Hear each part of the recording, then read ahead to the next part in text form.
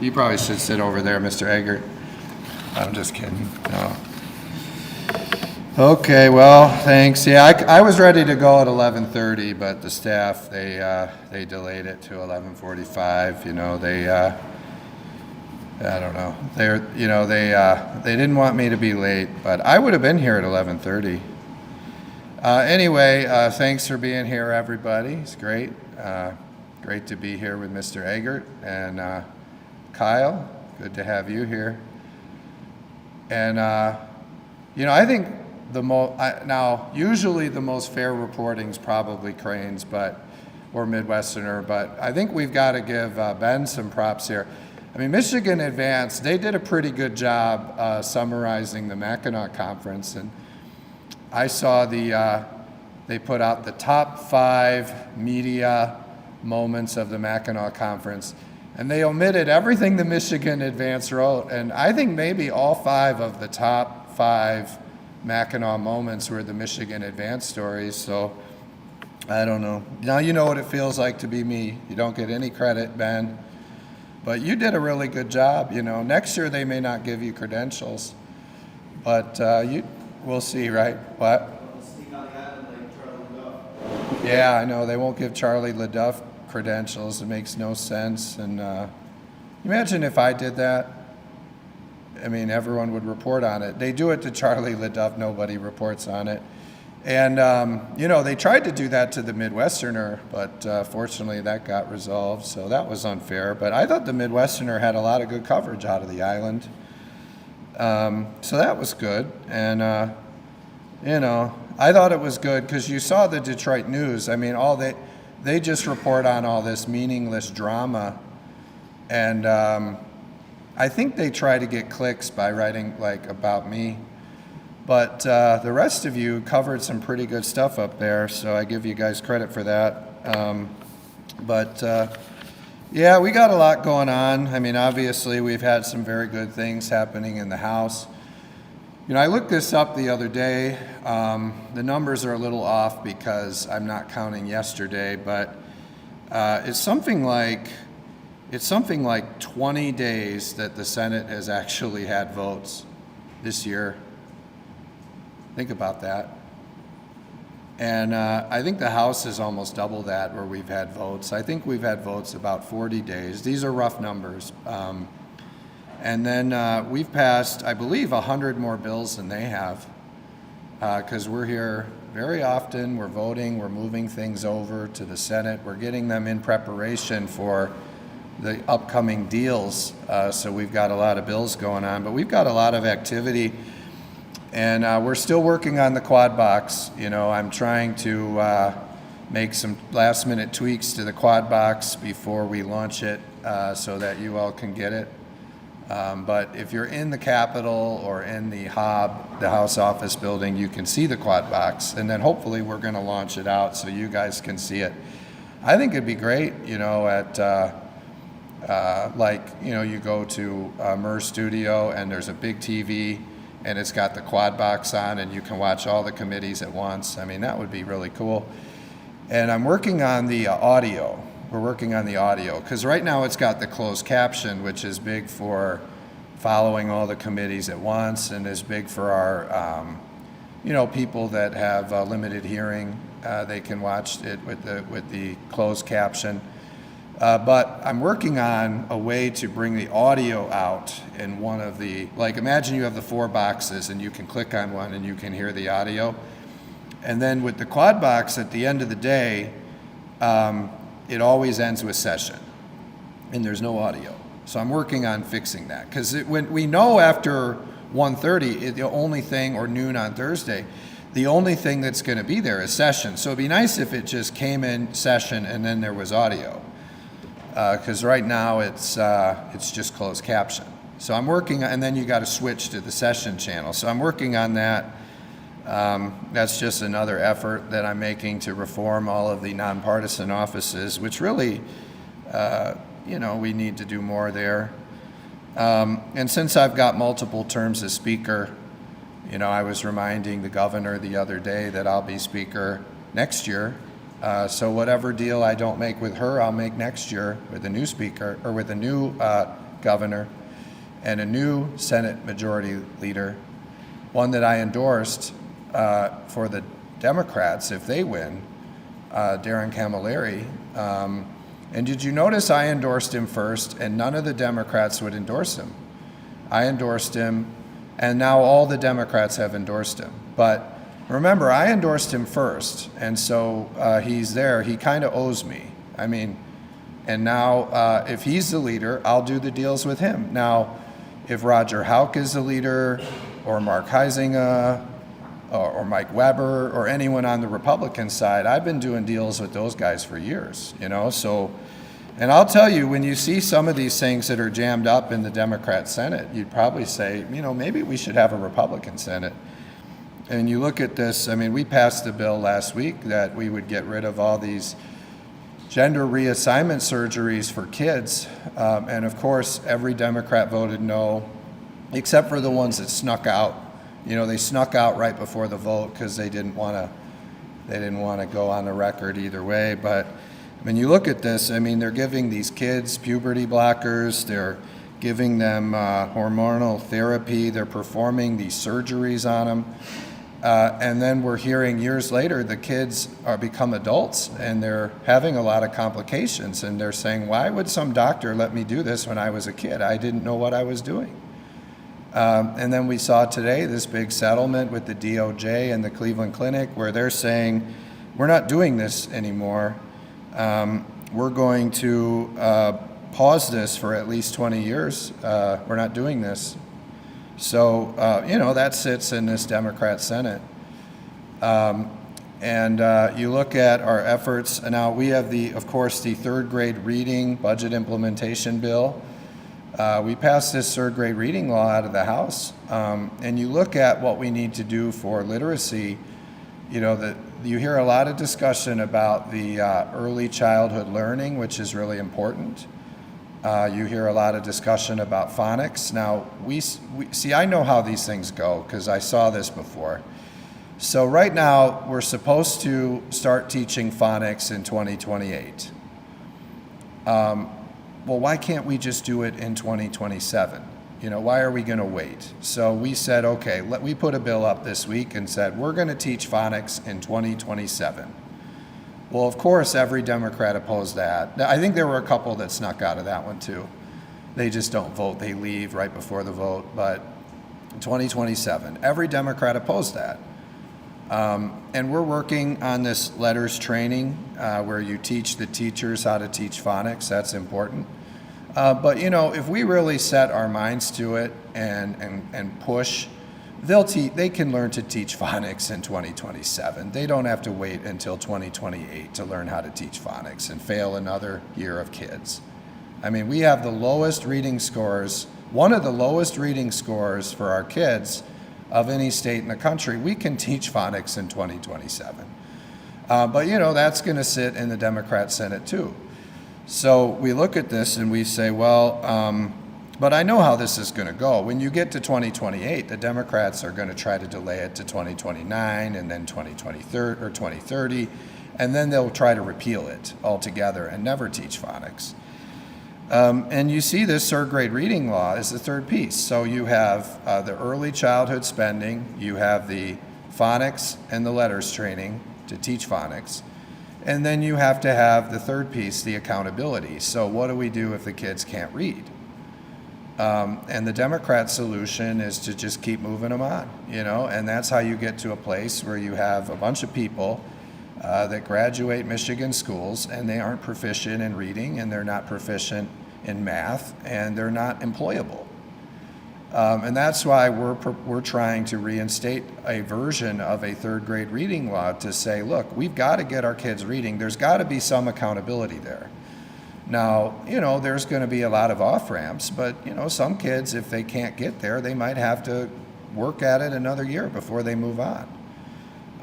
We've got to do more than just spend money. I mean, you look, we spent record money on education in that budget that we passed, and we're not getting the results. And last year in the State of the State, even Governor Whitmer admitted that we're spending record money on education and we're not getting results. She admitted that. So the solution being, let's just keep spending money. That's not solving the problem. It's interesting. I don't really see it reported this way, but I'm going every day. I'm running all the numbers on this budget. I mean, I'm running all the numbers on everything, how it all fits together, how we're going to cut at least $800 million of waste, fraud, and abuse from this year's budget that we're working on now, including all the ghost employees and the IT waste and all the fraud in the Medicaid system and the child care system. And the new one is all the fraud in the autism system. I learned Michigan is number 6 in the country for autism spending in Medicaid. And it's like, they call it ABA. And you see in Minnesota and Ohio, the DOJ has uncovered massive fraud where these providers, they're getting all this money from the government for autism services, and then the providers are falsifying their treatment, and they're pocketing the money. And we're number 6 in the country in the autism spending. So we really need to take a look at that. And you see all the fraud in the child care system. We've already found some of that fraud, and I mentioned that to you recently. I believe it was at least $18 million so far that we see, where if we go to attendance-based childcare instead of the enrollment-based childcare, where we can eliminate fraud. And you see in Minnesota, they took advantage of the Biden administration's policy that you could do enrollment-based childcare, and the providers are committing fraud. They're coming up with a list of all these names of kids that are not attending the child care, and they're pocketing the money. And that's why we need to, the Trump administration allows us to move back to in attendance-based child care, which is the way it was before Biden. And that's going to save a lot of money in fraud. Now, we found $18 million, but I suspect the more we look at it, it's going to be a lot more. So we're working to cut the fraud in Medicaid. We're working on exposing the fraud in the autism spending, the ABA spending. You see it in the food stamps program. I mean, we had a bill yesterday, I think it was yesterday, maybe it was 2 days ago, to monitor and eventually shut off these food stamps programs where they get the food stamps money and they're spending it exclusively out of state for an extended period of time. And the honest journalists at the Michigan Capitol Confidential, they found $4 million so far that is just largely out of state people that are getting Michigan food stamps, and they're spending it exclusively out of state. They found $4 million so far in that kind of fraud and abuse. So we had a bill to crack down on that, to monitor that. You believe they're not monitoring that, by the way. You get a bridge card, you file your paperwork to become eligible for food stamps, and you don't live in Michigan, and you do all of your food stamps purchases in other states. And in some cases, they're doing it in that state too. So say they live in California, they get a Michigan food stamps benefit, they're getting the benefit in California too. They're double dipping, and nothing's being done about it. So I appreciate the Michigan Capitol Confidential reporting on this. And we're going to crack down on it. That was our bill this week, to crack down on it, another budget implementation bill.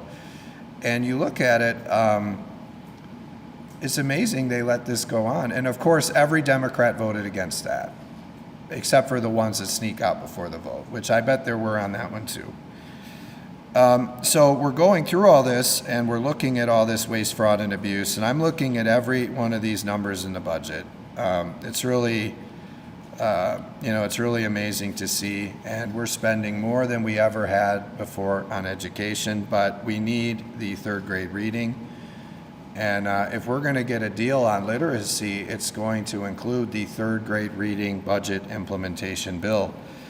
So we're going to clean up the fraud. We're going to stop the ghost employees. We're going to rein in the IT spending. And we'll see, maybe we'll get a deal. Maybe we'll get a deal that includes property tax reform and a much better budget. But you look at these Democrats, I mean, they're sitting on all these bills, whether it's third grade reading, whether it's the gender reassignment surgeries for kids, a lot of these reforms to our welfare system that would save a lot of money for people. It's really an unfortunate thing what you're seeing. I mean, we see, bills that would stop violent, fentanyl dealers. We have these fentanyl dealers. We want to have tougher penalties. Of course, the Democrats voted against that in the House, and the Senate Democrats are sitting on it. You see all kinds of things like that. And they're sitting on our property tax cuts for the people of Michigan. The people of Michigan want property tax cuts, and these Democrats in the Senate are sitting on them. And you saw every Democrat in the House vote against it, except for the brave Democrat, Karen Whitsett, who came in and voted yes. But they're all sitting on it, and so you're starting to look at this and say, maybe we should have a Republican Senate so we can cut taxes, we can improve our reading scores and bring accountability to education. We can cut a lot of this waste, fraud, and abuse that's going on in our welfare systems. I'm going to try to get a deal now with Governor Whitmer and Winnie Brinks. But if we don't get a deal, then we'll do it with the next Senate leader and the new governor, who'll probably be Republican. And you look at it, I would say, we could be going down a road of like a 4-month continuing resolution on this budget. If we don't see movement from the Democrats on some of these issues, then we could just do a 4-month continuing resolution, and we'll do a new deal next year with Republican governor and maybe a Republican Senate. But even if it's Camilleri, I'll get a better deal because he owes me. So we'll see. There's a lot going on with the RX kids.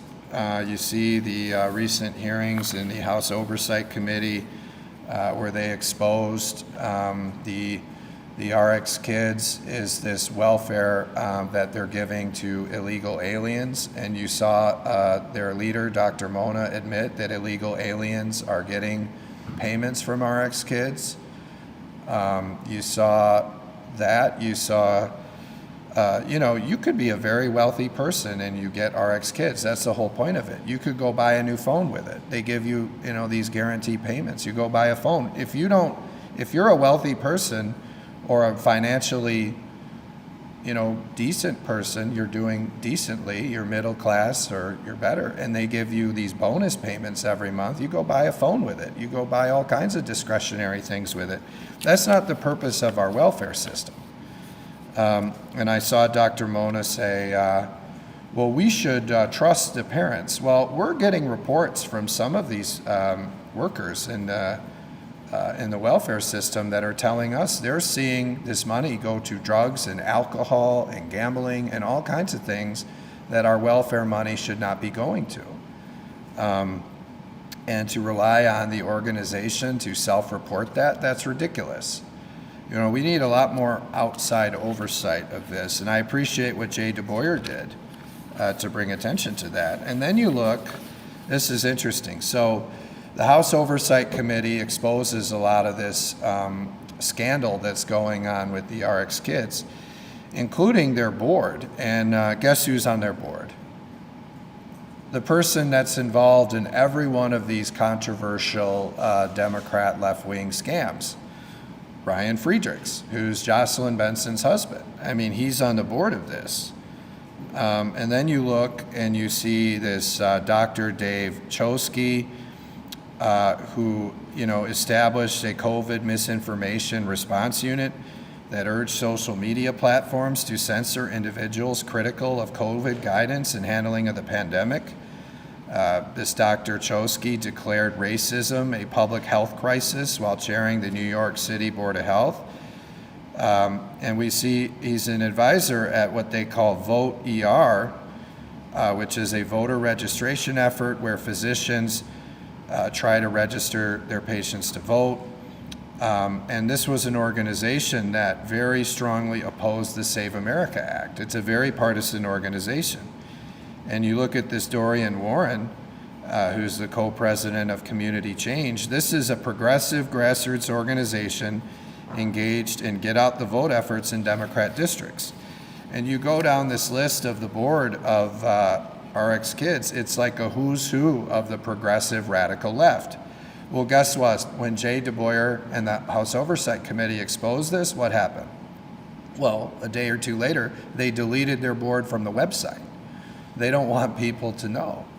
Now, fortunately, I've archived everything. I've archived everything on their website. Their board, every video they've made about how to work around the system and to some of the goals of this. I mean, they're very, very goals that are really against the whole principle of our social safety network, which is, we want people that are in need to get welfare, but not forever.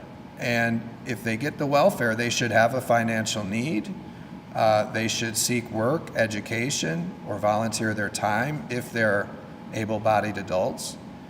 And also, they should be spending this money on good uses. That's what our WIC program is. If you're a new mother and you need money for healthy food and formula and diapers, that's what our other welfare systems that exist are for, that have been working for decades. And a lot of what the House Republicans, what we're trying to do in the budget is to protect those important welfare services that to make sure they're sustainable. We want there to be Medicaid, and we want there to be food stamps and WIC and the cash assistance program for many, many years, but for the people that they were intended for. And when you're looking at this budget, there's so much growth in these areas of the budget, it's not sustainable. And that's why we're working to eliminate the provider fraud. We want to make sure that the Whitmer administration and future administrations are doing the eligibility checks. I mean, now you apply for welfare, they may not even look to see if you're eligible. They're not even doing the checks. So we're going to make sure they upload that information of their eligibility and citizenship before they receive the welfare. We're going to crack down on these people that are getting welfare in more than one state. We're going to make sure that the Whitmer administration is faithfully executing the new work requirements. So there's a lot of good things that are going on there. I'm just looking through if there's anything else that I want to highlight. A lot. We're doing a lot. I mean, if Brinks got up here, I'm not sure what she would even say. They're not doing anything. I think you saw this week some really important bills get introduced. I was recently up in Marquette with Carl Bonak. And Carl, we did some roundtables. We met with a lot of the local leaders in the Upper Peninsula, and they keep talking about the cost of housing. And one of the things that's driving this cost of housing are these private equity and hedge funds that are buying up all the houses, and they're hurting the housing costs. They're driving up the costs. They're limiting the supply. And so I saw this week Carl Bonak introduced a bill to put a stop to that, to stop these private equity funds and the hedge funds from buying up all the homes, So we're doing that. I think Carl's doing a great job with that. I think you'll see action on that very soon in the House. Also, we had some important bills introduced this week on medical debt. We've heard a lot about these predatory practices going on with, you have an unexpected health emergency, and then these hospitals, they will either do it themselves or they'll turn these debt collectors onto you, and they will put a lien on your house, they'll garnish your wages, they'll do all kinds of things. And so, we need reasonable approach to collecting medical debt. We can't have all these predatory practices by these hospitals and their debt collectors.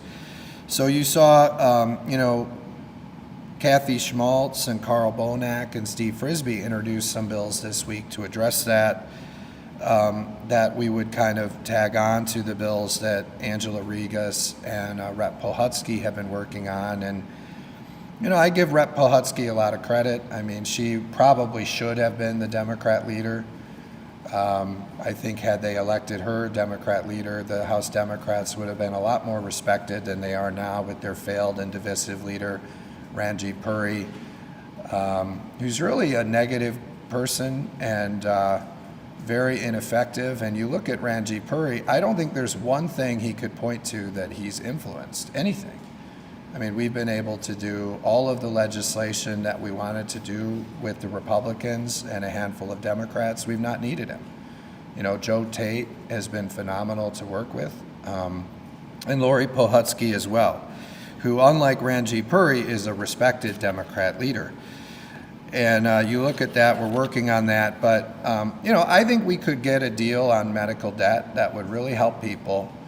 But we want to include also the important legislation that forces the price transparency on healthcare costs. They'll just charge one person this and the next person that, and you go to one site, the hospital will charge you $1,000. You do it at one of their other facilities, they'll charge you $5,000. We need price transparency. And we need to do things to relieve the medical debt for people that have significant health problems.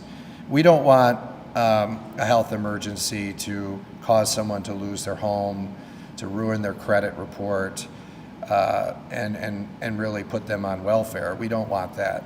And so we're going to put a stop to it. But it's going to include the price transparency legislation. So I'll stop there for now. I've got a lot of other things, but I'll take your questions if there are any. Yeah, go ahead, Kyle. Yeah, so on that price transparency stuff, I just ran into the Senate Appropriations Chair. She said that the Senate has actually passed those exact same bills and they're sitting in your chamber right now. And was skeptical about your politically vulnerable members now picking up bills that she's already done. I don't think we have any politically vulnerable members. I do think Denise Menser is a politically vulnerable member. I mean, she voted against the third grade reading law. She voted for gender reassignment surgeries for kids. She's had a lot of radical votes, but I would just say that it's very clear we'll do the medical debt relief and we need the price transparency. You got to do it together, because if you look at the price transparency bill, the consequence is they can't collect medical debt. That's what the bill is. So it makes sense to run it with the medical debt collection bill. So we run that together, and I think we can get a deal. But I don't know, did she tell you about the park she's working on? No, please. Oh yeah, the Sarah Anthony Park by the Capitol.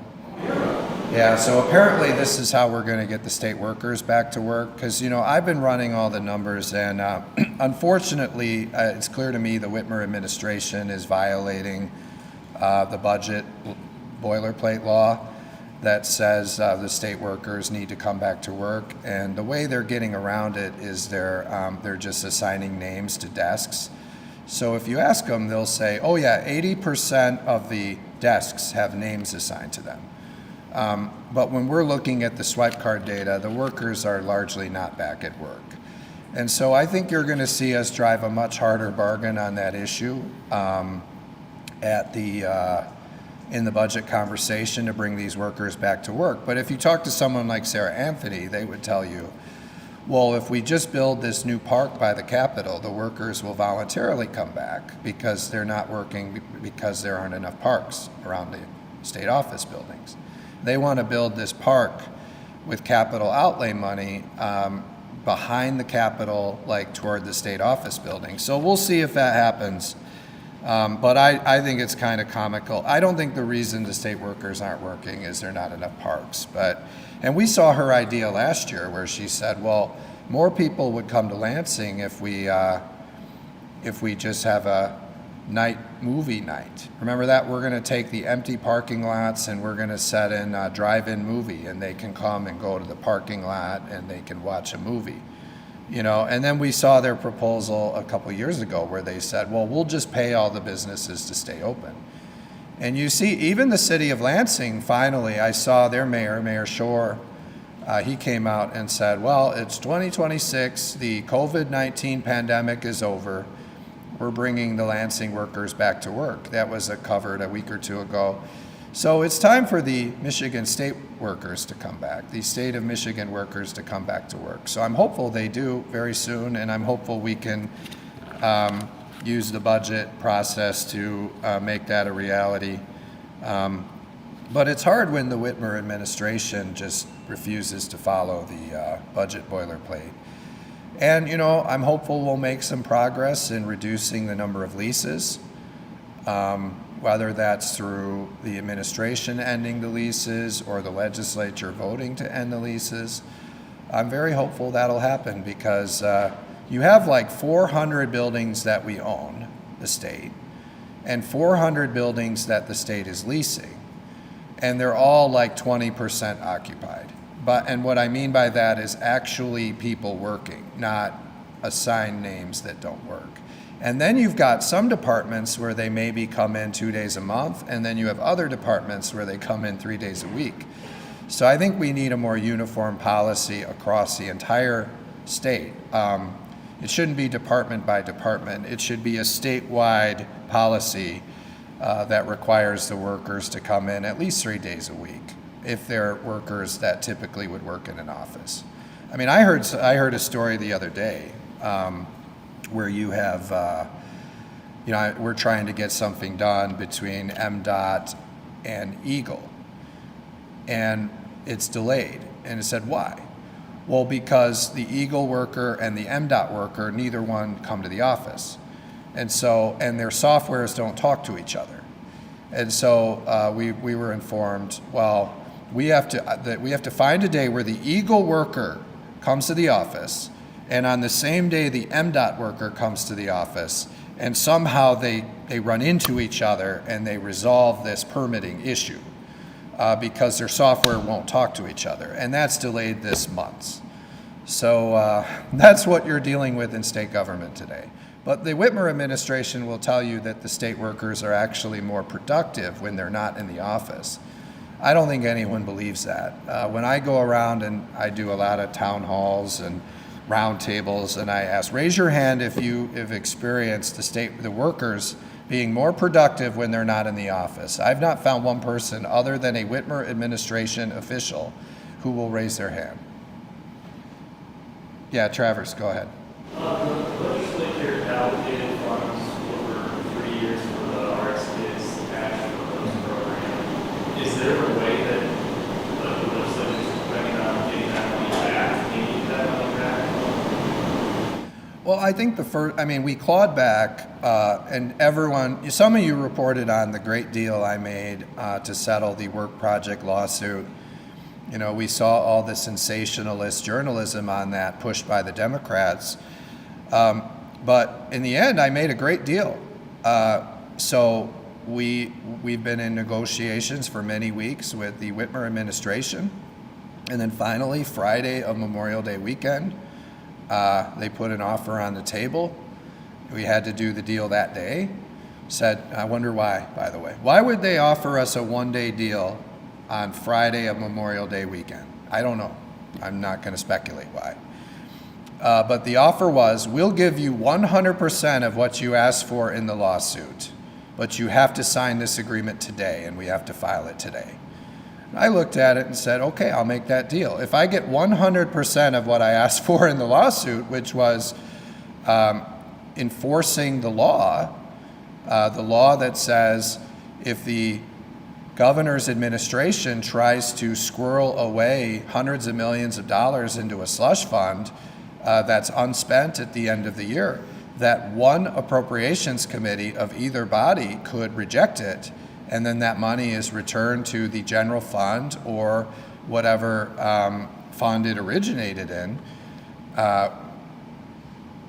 we could do that. We could do 100% of what I asked for in the lawsuit. I said, sure, I'll make that deal. And we made that deal.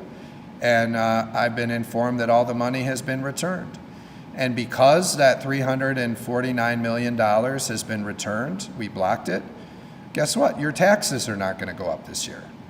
We're not going to have to take money from the rainy day fund. And that's what I said all along, was we were just going to block it because they're not, they go a whole year and they don't spend it. And then they're proposing squirreling it away along with the other $12 billion that they're just holding back in accounts, making $600 million a year in interest. They wanted to add another $349 million to it, and then they want to raise taxes and take money from the rainy day fund. We just said, no, we're not doing any of that. We're going to block it, we're going to put it back in the funds, and then we're going to use it in this year's budget. And that's what's happening. And I think 20 million of that was RX Kids. So we blocked it. Now we can put that to use on the cash assistance program, on the WIC program, other programs that need the money because, like I said, the costs of all these welfare programs are going up. So we'll use that money, they call it TANF money, and we'll put it into well-established long-term TANF programs so people can get the benefits. And as we go through the budget this year, you're not going to see any more money for RX Kids in that budget. So I think, RX Kids, they got $270 million last year, when before that they were getting $20 million a year. They're just fine. They don't need any more money, and that's where our focus is. So, yeah, go ahead, Remington. So today, the House Democrats put forth a utility plan. Oh, finally. It would cap returns on equity at 8.2%. It would bar utilities from using their funds for political purposes, whether that be lobbying or donations to political candidates. It would also require utilities to pay for every 5 years a review of their reliability and many other metrics. Is this something that the House Republicans will work with Democrats on to get these utility costs down? Well, let me remind you that it was the House Democrats that at the direction of the utilities, passed the energy law that bans fossil fuels by 2040 and takes away local control and forces windmills and solar panels all over the place into local communities. They're the ones that passed the legislation that really protected the ability of the utilities to recover from the ratepayers 100% of the costs of all of these new capital projects. And I know, according to some estimates by the reputable Mackinac Center, this is going to raise your rates by thousands of dollars over the next few years to implement this, because it's expensive to shut down natural gas plants and build windmills and solar panels all over the place. I mean, and to do that by 2040, I think one estimate was $2,300 a year it's going to add to your bill. So I could see why they're now nervous. And by the way, we've passed a bill to repeal that law, and every single Democrat voted no, except one, Peter Herzberg. And Peter said, this is crazy. I don't know why the Democrats did this. They're driving up costs. They're hurting reliability. And then I put up a vote a few weeks ago that would force the utilities to lower their rates by $1 billion. And it would roll back the last 3 years of rate increases. I believe every Democrat voted no. And so my guess is they're getting a lot of pressure. And so here we are at the 11th hour, they introduced some bill. We've made it clear what our energy plan is. Our energy plan is to repeal the Democrat law that's raising all the costs by ending natural gas and going to wind and solar, and replacing it with a modern energy law which will focus on reliability and affordability. And then secondly, our plan is to force the utilities to lower their rates by $1 billion, which wipes out the last 3 years of rate increases. And as we work through the budget, I'm hopeful we'll get a deal that does both of those things. Do you think that they should be donating to political candidates, DTE, and consumers? Well, I mean, you look at their giving, I mean, they're pretty even between Republicans and Democrats. And, when I look at the reports, they give to me, but they give to all of these Democrats too. I mean, My understanding is the first time Ranjit Puri ran for office, they spent hundreds of thousands of dollars to get him elected in his first primary. In my first primary, they spent hundreds of thousands of dollars to beat me, and I won anyway against Dave Maturin, who was a very liberal, never Trump Republican. I beat him by 30 points, even though they probably spent $300,000 to defeat me. So, I mean, there's a lot of alignment, I would say, in the idea of getting reliable energy and affordable energy. That's important. But also remember, it was a Democrat House that passed the legislation that gives these big tax breaks to the data centers. It was a Democrat House that did that. It was a Democrat trifecta that did that. I voted against that. I put legislation forward to lower the utility bills by $1 billion to force them to lower their rates in the law. So, there's a pretty big contrast there, and, it is what it is. So, but, I don't know. If the Democrats, based on what I've seen, I see a lot of the Democrats making decisions based on who donates to them. You see that with, the way that the Democrats opposed our bill on changing the university boards. We had a number of the unions come out against that. And then all of a sudden, all the Democrats that were saying that they supported making changes to the university boards, they all voted against it. And then you look at, I just see it over and over with them. Anytime, and a lot of their funding comes from these out-of-state billionaires that were pushing the green energy law. So, and you look at, by the way, it's kind of a Democrat largely backed proposal to put it on the ballot to take away a lot of the political giving. Guess what's exempted from that? Unions, right? Well, why can unions give unlimited, but others can't? So it's pretty hypocritical coming from the Democrats. They don't actually believe in that. They just are trying to find a way to get the Democrats an advantage. That's what they're trying to do. Yeah, go ahead, Edgar.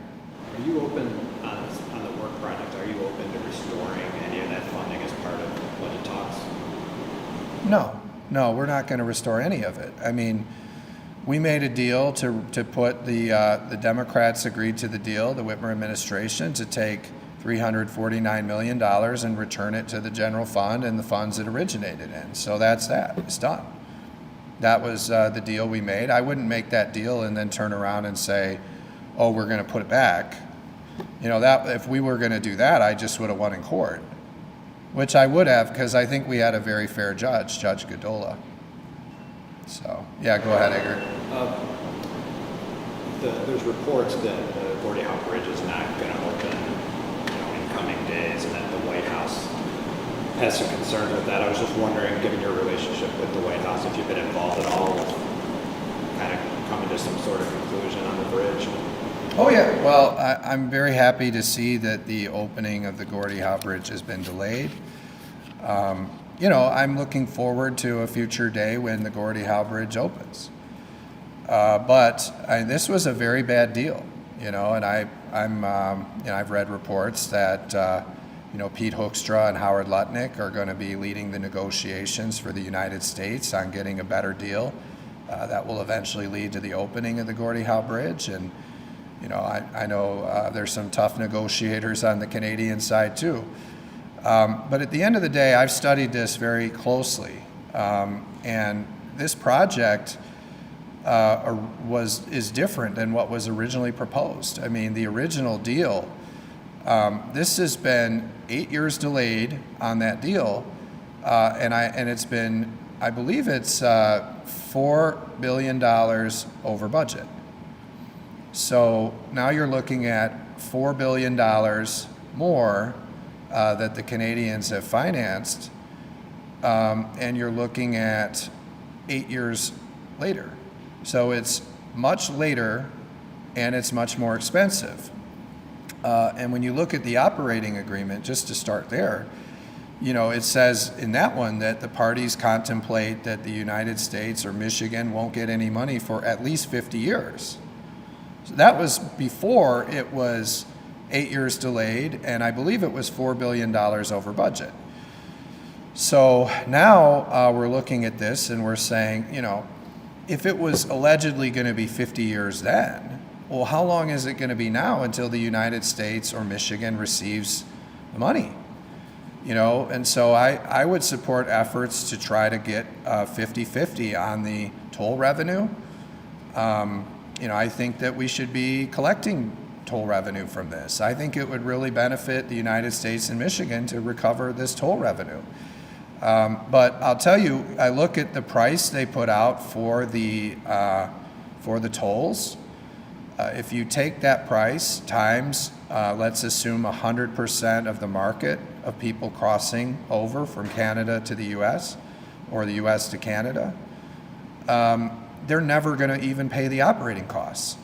So because the cost has gone up so much, the amount of money they're going to collect every year will not even cover the operating costs of this bridge, which means we're never going to have ownership of the bridge. We're never going to have revenue from the bridge. That's a bad deal. Secondly, I've been looking at, I think it's good if you look at the Blue Water Bridge Agreement, because I think if you look at that agreement, you'll see what ownership and property rights are. This is what I would call nominal ownership rights, which means your name is on a piece of paper as a co-owner, but you have no property rights. You can't buy, you can't sell, you can't lease, you can't collect any revenue from it, you can't make improvements, you can't do anything. That's not ownership. That's just ownership in name. And so I'm hopeful that you'll see a deal that has more balance in the board makeup, that ensures that the United States and Michigan can get toll revenue right away, 50-50, and has true ownership rights so that the United States or Michigan can really have a say in the operation and maintenance of this bridge and other efforts to collect revenue. I mean, let's say in the future there's other ways to lease or make revenue off the bridge. We're not going to get any of that, and we don't have a say in it either. So I think it was smart that they're pausing and they're working to make a deal, and I have a lot of confidence in our Ambassador Pete Hoekstra and in Commerce Secretary Lutnick and the President to make a great deal that's going to make this a true equal partnership. So I'm very hopeful to see that, and then when we get that deal, hopefully I'll be there with Ambassador Hoekstra and others to cut the ribbon on the bridge. Yeah, go ahead. So we're about 3 weeks out from July 1. You mentioned property taxes, they're raising, Right. in conversation with the budget. What are the things that you absolutely feel need to be worked out before July 1, or what are your goals for next 3 weeks? Well, I think, over the next 3 weeks, you'll probably see us introduce more to lower the cost of health care. I'm working very hard. I mean, these hospital costs are out of control. You see these big hospital systems, they're acquiring more and more hospitals, and they're raising their prices. It was supposed to lower prices, it raised prices. That's what all the studies are saying. So we need to see the hospitals lower their prices. And that's why we're going to have an affordability board that's going to go through their books and require that they lower their prices if they want to maintain their nonprofit status, because they're not paying taxes. They're nonprofits. Well, if they're going to gouge people, then they should at least pay taxes, and so we're going to see some movement on that. I think you'll see that get introduced over the next 3 weeks. Maybe that'll be part of a budget deal. So we'll see. But, as we're looking at the budget, I'm working on really protecting our welfare system to stop the fraud in our Medicaid system, in the child care system, in the autism provider system, and in the food stamp system. So I think we're going to have to make major changes to the way that we administer those programs to eliminate the fraud. We're going to have to cut all the ghost employees, and ultimately we're not going to take any money out of the rainy day fund. We may even put more money into the rainy day fund, and we're going to get rid of all the ghost employees. I'm very hopeful that you'll see us move to actual dollars spent. I talked about this. Nobody looked at what the actual dollars spent were. If you go to the actual dollars spent, you can save $2 billion right away, and you can make investments in roads. You know, the House budget, we say, let's permanently invest another $100 million in roads. You can make investments in local governments. You saw in our budget, we increased revenue sharing considerably. I do want to point out that MIDA came out with a very good statement supporting our budget because they see all the money we're putting into roads and local governments, which some of that might go to roads. We can invest in public safety, we can invest in education, we can do all of it if we just stop over budgeting 50% of the line items by $2 billion. So we're working on that as well. We want to see the state workers actually come back to the office. And I'd like to see I'd like to see us do property tax relief and lower utility bills by $1 billion by forcing the utilities to lower their rates and give that money back to the ratepayers. So those are some of the things we're looking at in the budget. And obviously, you know, the Hall Universal Breakfast and Lunch in Schools program will be the cornerstone of the whole thing. So that's where we're at on the budget. Yeah, and then I probably have to go after this because, you know, session did start. What do you think about the governor's office insistence to short Medicaid revenue stream? So now you guys all know that myself, Greg Van Workum, and the House Republicans, we saved Medicaid. We saw a lot of scare tactics from the Democrats about how we weren't going to have enough Medicaid money this year. All we had to do was make some very minor changes to the state's Medicaid law, and guess what? We're getting all of the Medicaid money, okay, all of it. Even the amount of it that goes to the fraud, we're even getting that. We're getting all of it. And so, you know, we hear this year after year from Democrats, and there's been no change to Medicaid. In fact, we're getting more Medicaid money than we've ever gotten before. It's one of the reasons that some of these Democrat budget proposals are so high, is because of all the Medicaid money flowing into the state. We need to limit the waste, fraud, and abuse in Medicaid. That's why we propose doing actually stopping this practice of self-attestation, actually looking at eligibility, stopping people from getting Medicaid in multiple states, looking at, you know, people that are not eligible, and faithfully implementing the work requirements. So that's the stuff we're working on Medicaid. There's no threat of any Medicaid funding changing in a negative way in 2027. That's not a thing. I mean, they're having conversations about later years, but there's nothing in 2027 that's going to change. And so we can work on this budget, we can limit the fraud. And, you know, if they want to talk about solutions on what we do in 28, 29, and 30, then, you know, let's make a deal that involves property tax cuts, you know, and then we'll see what we can do. But we shouldn't raise taxes. We shouldn't take money from the rainy day fund. Whatever we do, we should fund within our existing revenue. So I would support things that are proactive, that look at future years and continuing to sustain our Medicaid funding, something that I did for 26 and 27, but not raising taxes or taking money from the rainy day fund to pay for it. I mean, we could use money from ghost employees, we could cut IT programs, we could look at the $12 billion slush funds, we could do a lot of things, but we can look at our SOAR fund. But we shouldn't be looking at raising taxes or taking money from the rainy day fund to solve problems in the future years. All right. Well, I'll see you guys all on the floor. Hopefully you got something out of this. All right. See you guys.